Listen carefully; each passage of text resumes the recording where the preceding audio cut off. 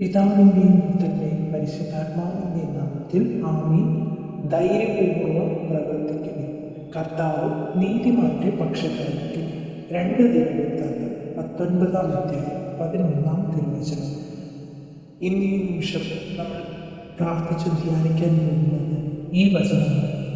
നമ്മൾ ചെയ്യാൻ പോകുന്ന എല്ലാ പ്രവൃത്തികളും നമുക്ക് കർത്താവിൻ്റെ കരങ്ങളിലേക്ക് സമർപ്പിച്ച് ധൈര്യപൂർവ്വം പ്രവർത്തിക്കാം. നമുക്ക് മനസ്സിൽ പല പേടികളുണ്ടാവും. നമ്മൾ ചെയ്യാൻ പോകുന്ന കാര്യം ശരിയാണോ തെറ്റാണോ എന്ന് നമുക്ക് പലപ്പോഴും നമ്മുടെ മനസ്സ് നമ്മോട് ചോദിക്കും.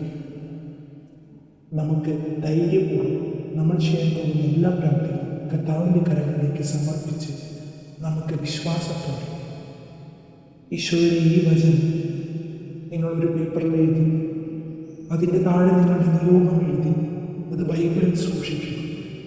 നിങ്ങളുടെ ആഗ്രഹം സാധിക്കുന്നത് വരെ ആ നിയോഗം എടുത്ത് സമർപ്പിച്ച് പ്രാർത്ഥിക്കുക. സർവശക്തനായ പിതാവും ആകാശത്തിൻ്റെയും ഭൂമിയുടെയും സൃഷ്ടാവുമായ ഏകദൈവത്തിൽ ഞാൻ വിശ്വസിക്കുന്നു. അവിടുത്തെ ഏകപുത്രനും ഞങ്ങളുടെ കർത്താവുമായ ഈശോ മിശിഹായിൽ ഞാൻ വിശ്വസിക്കുന്നു.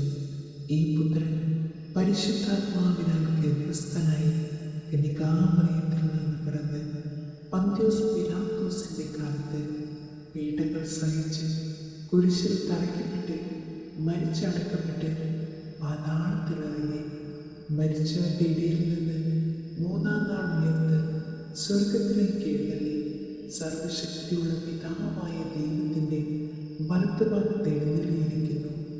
അവിടെ നിന്ന് ജീവിച്ചിരിക്കുന്നവരെയും മരിച്ചവരെയും വിധിക്കാൻ വീണ്ടും വരുമെന്ന് ഞാൻ വിശ്വസിക്കുന്നു.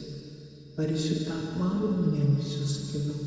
വിശുദ്ധ കത്തോലിക്കാ സഭയിലും പുണ്യാന്മാരുടെ ഐക്യത്തിലും പാപികളുടെ മോചനത്തിലും ശരീരത്തിൻ്റെ ഉയർപ്പിലും